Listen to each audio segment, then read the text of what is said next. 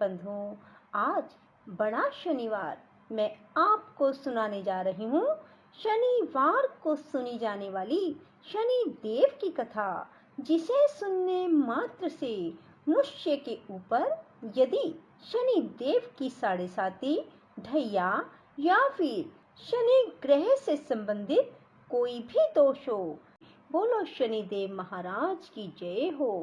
एक समय की बात है। सूर्य, चंद्रमा, मंगल, बुध, बृहस्पति, शुक्र, शनि, राहु और केतु, इन नवग्रहों में आपस में विवाद हो गया कि हम सब में से सबसे बड़ा कौन है। जब आपस में कोई निश्चय ना हो सका तो देवराज इंद्र के पास सभी गए और कहने लगे, आप सब देवताओं के राजा हैं, इसलिए आप हमारा न्याय करके बताएं कि हम नवग्रहों में सबसे बड़ा कौन है। राजा इंद्र इनका प्रश्न सुनकर घबरा गए और कहने लगे, मुझ में सामर्थ्य नहीं है जो किसी को बड़ा या छोटा बताऊं। मैं अपने मुख से कुछ नहीं कह सकता। हाँ, एक उपाय हो सकता है। इस समय पृथ्वी पर राजा विक्रमादित्य बड़ा न्याय करता है, अतः आप सब जाकर उनसे फैसला करा लो। यह सुनकर सभी ग्रह देवता चलकर भूलोक में राजा विक्रमादित्य की सभा में आकर उपस्थित हुए और अपना प्रश्न राजा के सामने रखा।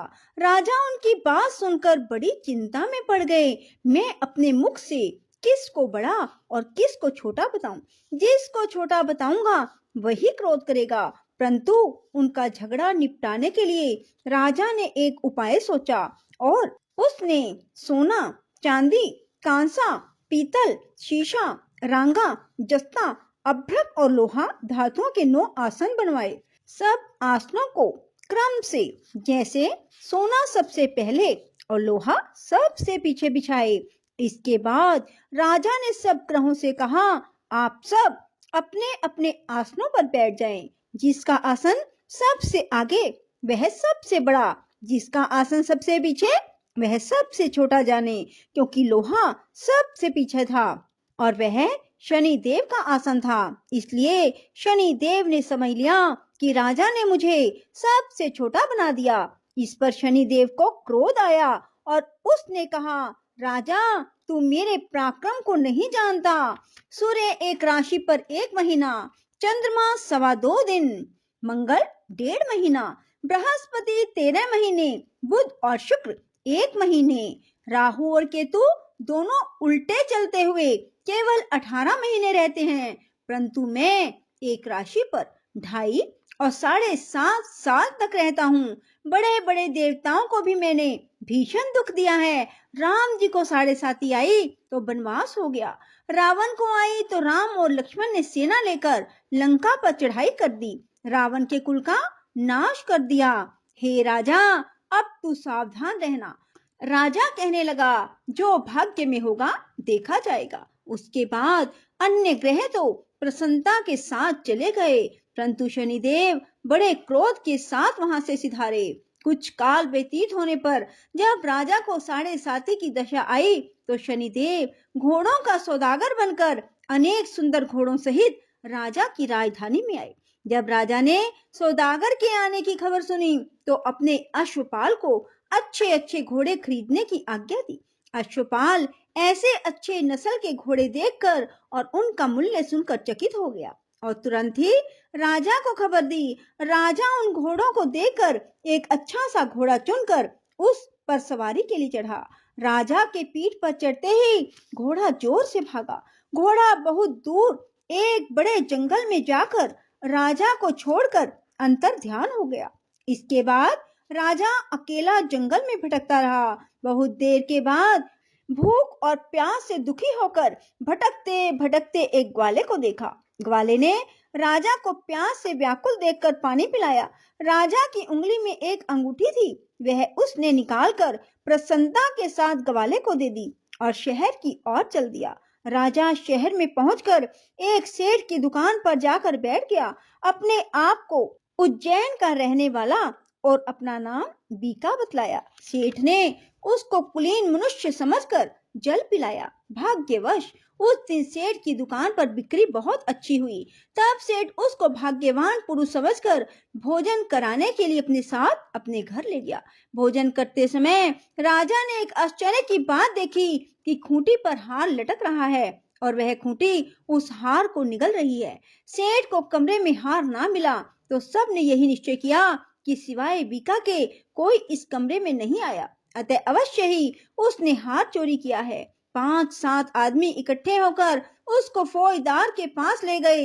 फौजदार ने उसको राजा के सामने उपस्थित कर दिया और कहा, ये आदमी तो भला प्रतीत होता है, चोर नहीं मालूम होता, परंतु सेठ का कहना है इसके सिवाय और कोई घर में आया ही नहीं, अवश्य ही इसी ने चोरी की है। तब राजा ने आज्ञा दी कि इसके हाथ पैर काटकर चौरंगिया किया जाए। राजा की आज्ञा का तुरंत पालन किया गया और बीका के हाथ पैर काट दिए गए। कुछ काल के बाद एक तेली उसको अपने घर ले गया। बीका कोलू पर बैठा हुआ अपनी जुबान से बैल हाँकता रहा। कुछ वर्षों में शनि की दशा समाप्त हो गई। एक रात को वह वर्षा ऋतु के समय मल्हार राग गाने लगा। उसका गाना सुनकर उस शहर के राजा की कन्या उस राग पर मोहित हो गई और दासी को खबर लाने के लिए भेजा कि शहर में कौन गा रहा है। दासी सारे शहर में फिरती फिरती क्या देखती है कि एक तेली के घर में चौरंगिया राग गा रहा है। दासी ने महल में आकर राजकुमारी को सब वृतांत सुना दिया। बस उसी क्षण राजकुमारी ने यह प्रण लिया, चाहे कुछ हो मुझे इस चौरंगिया के साथ विवाह करना है। माता ने कहा, पगली यह क्या बात कह रही है, तुझको किसी देश के बड़े राजा के साथ परनाया जाएगा।